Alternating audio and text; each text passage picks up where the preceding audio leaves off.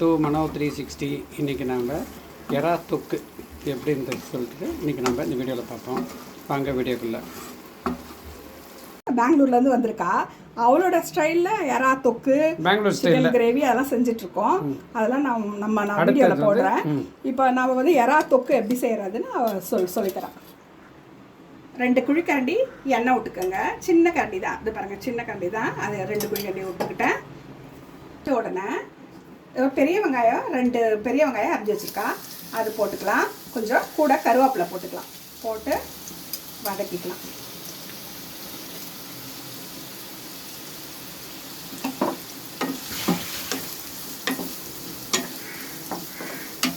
சூப்பராக இருக்கும் அவளோட சமையல். நீங்களும் இது மாதிரி செஞ்சு பாருங்கள். டேஸ்ட் எப்படி இருக்குன்னு கமெண்ட் பண்ணுங்கள். ஸ்பூன் உப்பு போட்டுக்கோங்க இந்த வெங்காயம் வதங்கிறதுக்கு. வெங்காயம் கொஞ்சம் வதங்கினோன்னா இந்த 2 தக்காளியும் போட்டுக்கலாம். 2 தக்காளி அரிஞ்சு வச்சுருக்கோம், 2 தக்காளியும் போட்டுக்கலாம்.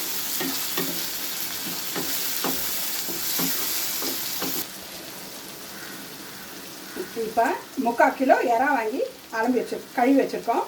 அதை வந்து இதில் போட்டுக்கலாம்.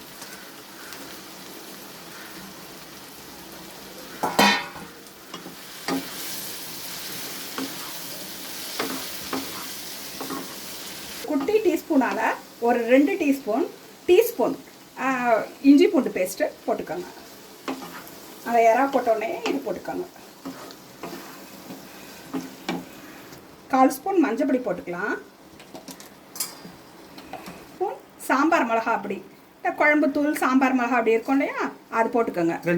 2 டீஸ்பூன். 1 டீஸ்பூன் தனியா பவுடர் போட்டுக்கலாம்.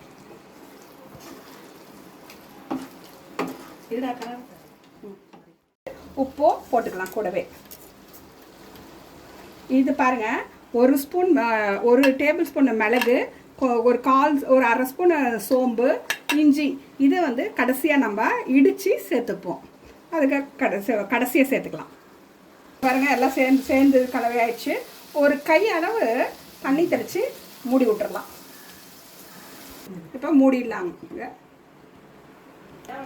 இது வேகட்டும். ஒரு 10 நிமிஷம் மூடி வெந்தோடனே நம்ம அந்த இஞ்சி இதெல்லாம் இடித்து போட்டுக்கலாம்.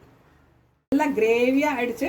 இந்த டைமில் அந்த மிளகு, இஞ்சி, சோம்பு தட்டி வச்சுருக்கோம். இதை அப்படியே போட்டு இந்த பச்சை வாசனை போக இறக்கிடணும்.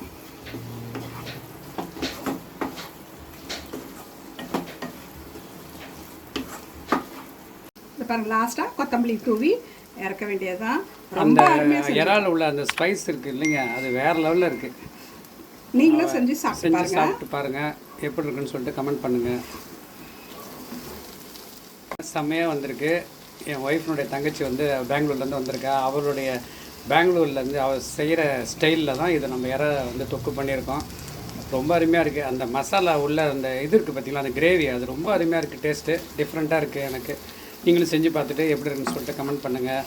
வீடியோ பிடிச்சிருந்ததுன்னா லைக் பண்ணுங்கள், சப்ஸ்கிரைப் பண்ணுங்கள், ஷேர் பண்ணுங்கள். அடுத்த இதில் சந்திக்கலாம். பாய்.